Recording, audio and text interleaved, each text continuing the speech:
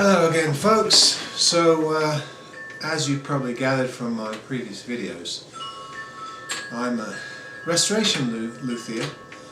I don't build.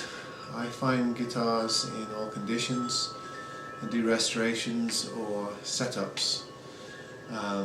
So I'm always looking for guitars. I have dozens of sources, and sometimes they're newer, sometimes they're older, sometimes they're antique or vintage. But a lot of times it's just sort of like these mid-range, bog standard Alvarez, Washburn, Ibanez, Yamaha, all the well-known brands, and sometimes they're discontinued, sometimes they're ongoing models. And I find quite a bit of, let's say, variety across the brands and models in terms of quality. For instance, this is probably the best sounding guitar I've set up recently. It's an old Washburn. Let's see what the model is. I should have got that information beforehand. WD16S is the model. I don't think they make it anymore, and it just sounds, with a setup that I just did, fantastic. The E, lower E, you've got that just bass response that you don't get on cheaper guitars.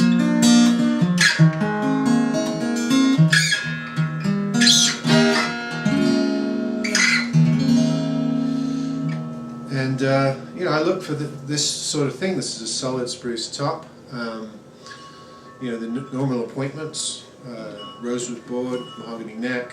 It's got the abalone binding. Now, one thing about setting up this guitar brings up an issue that really annoys luthiers to no end. This guitar was owned by a Christian worship rocker. I've got no issues with that, but they decided to put a big ugly sticker on this beautiful solid spruce top guitar. I don't know if you can see in the light the issue I'm talking about here. Perhaps not. But you might see, if the light catches it correctly, that there's a lighter spot on the varnish where the sticker used to be. It took me 25 minutes to scrape that stupid sticker off that was ugly in the first place. I have no idea why people do that to nice guitars. For one thing, the sticker was advertising this person's faith, and I take it they're playing in a church anyway, so everybody knows their faith. But it was a big ugly sticker. I don't know if you can see the outlines here. Now the varnish is lighter. I've had the sticker off for a couple of weeks. I'm hoping that the area will sort of blend a little bit more with a bit more exposure to light, oxygen, the elements sort of thing. But I run across these types of things from time to time, and I always wonder what possesses people to do this. Ugly stickers, or people drawing something on the guitar and they don't have any talent, or people deciding to strip the original varnish and put on some spray paint from the local hardware shop, or even just painting it with house paint.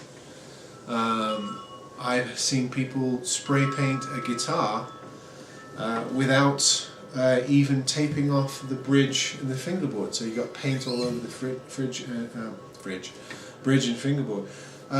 Me and my son restored a Fender Mexican Strat that somebody sprayed with a sort of camouflage type blend.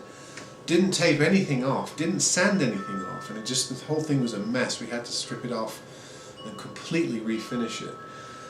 So you run into these things every once in a while, or people that put the plastic pick holders stuck onto the front of your guitar. Now, if it's a first act or a maestro or something like that, who cares? But I sometimes see it on, you know, beautiful Alvarez Yari or you know, Martin D28 or something like that.